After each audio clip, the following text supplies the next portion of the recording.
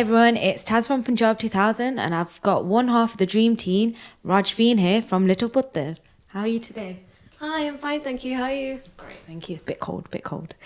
So, Little Putar, where did the name actually come from? How did you start this? Very good question, actually. I think it came from a series of brainstorming sessions sort of with my sister. She's the creative half of the dream team, as you refer to it. I think it's very much the name is in the title. So we wanted a brand name that would encapsulate exactly what the brand is about. And it was about very much Little Butters. And I think it's just the term itself is so kind of intrinsic in Punjabi culture. It just seemed to be quite fitting. We liked it, had a ring to it, and we went with it. So, for people that aren't aware of the Punjabi culture, Punjabi language, what does Putar actually mean? I suppose in terms of a literal translation of the term, it would mean like little darling or little sweetheart. It's a kind of a term of endearment for young children in the Punjabi language. So, your clothing, now you do boys, baby girls, little girls, and now you've got adults range as well. Are you going to be branching out into a wide range of adult clothing? I know with the name Little Butter, it's for little children, but adults are forever wearing clothing. I mean, you've got your own brand on your top as well. Are you going to be venturing further with that? So just in terms of branching out into the adult range, it was something that was by just process of evolution that we even went into the adult range itself. It started off being something for little children to sort of celebrate Desi culture, predominantly for British Asians. So it was mainly just sort of supply and demand. When we began to realise there's a bit of an appetite to have an adult range. So we started off with hoodies, and one of our best sellers was I'm Punjabi and we don't keep calm range, which, you know, just got such a fantastic response.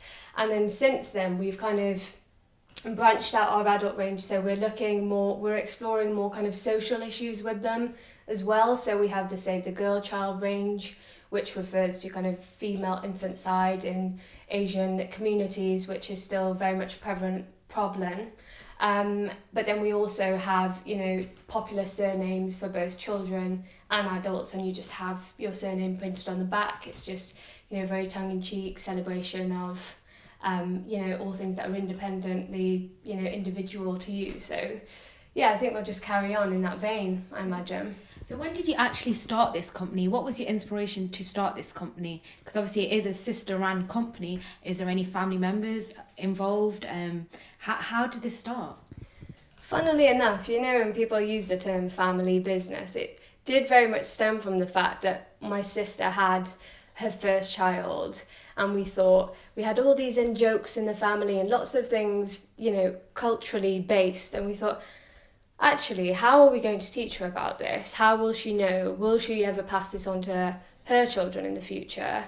And so it was very much just a case of a conversation that we had. And I remember Holleen kind of went away with this idea, and she was just very, you know, adamant that she wanted to progress with it, and there was something that we could do. So it was a very kind of fun way of exploring cultural identity and celebrating it. So I'd say that very much that she was the inspiration for it. So she was the sort of original Little Butter, and then we thought actually for the next generation it would be something that would be pretty cool to have, really. Yeah.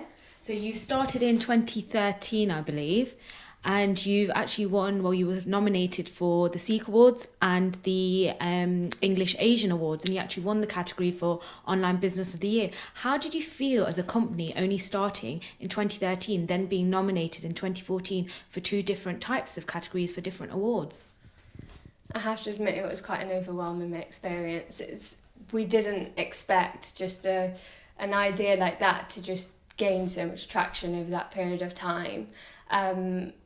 You know, it was such a lovely reception from people, and we've had a really positive experience in terms of people kind of, you know, engaging with the brand, talking about it, sending in their ideas.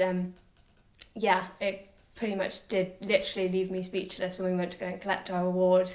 I just kind of stood there a bit mute, But yeah, it was great. Yeah.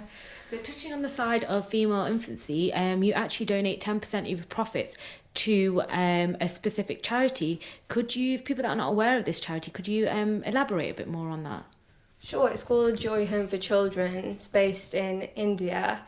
And I think sort of the rationale behind it is that, again, the brand is very much based on giving back to the community. It has that collective spirit as part of it. And I think this was just one element of it. I think we always wanted to have a family business.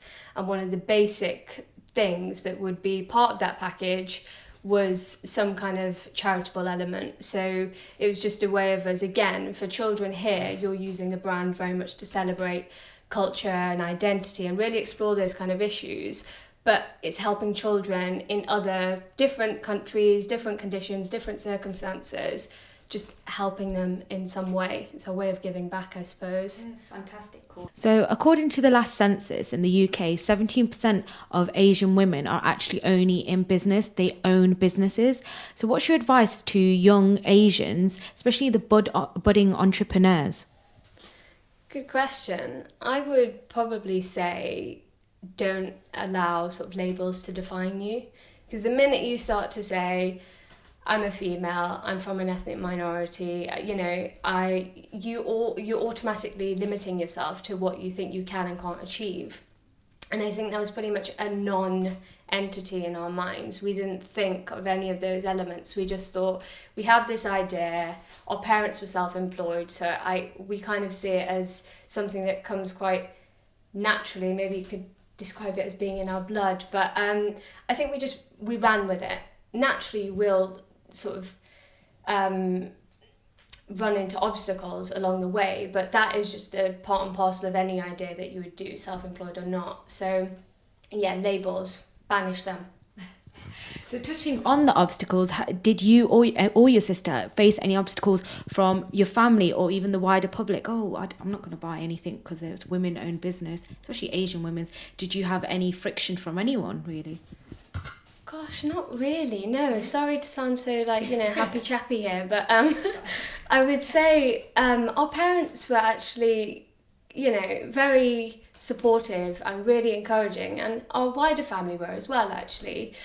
And I'd say because it was an idea, we talked about it as a family, and then when we went off and did it, and then we started telling them about all these, award nominations and radio shows and stuff like that. I think it was as much a surprise for us as it was for them. But I mean, again, very positive experience. And I would say that with our customers and members of the public and anyone we've encountered, I just want to say a massive thanks for being so supportive. And yeah, it's just been nice to carry people sort of along on the journey and listen to their experiences as well, because so many people have just been quite forthcoming with advice or bits of information that they'd like to share, or just funny anecdotes. It's just been really nice to meet so many people along the way. So yeah. So talking about people, where's the furthest yourselves have actually delivered to? I would say that we have had a few international deliveries actually, and they've just been in quite random sort of countries and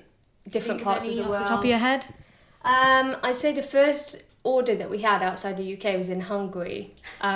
So yeah, but yeah, and again, actually, funnily enough, it's also a non-Asian market that we've come to find. It could be in case someone's buying a gift for their friend or members of their family. So that has been quite interesting, just to find out about the diversity of your customer base.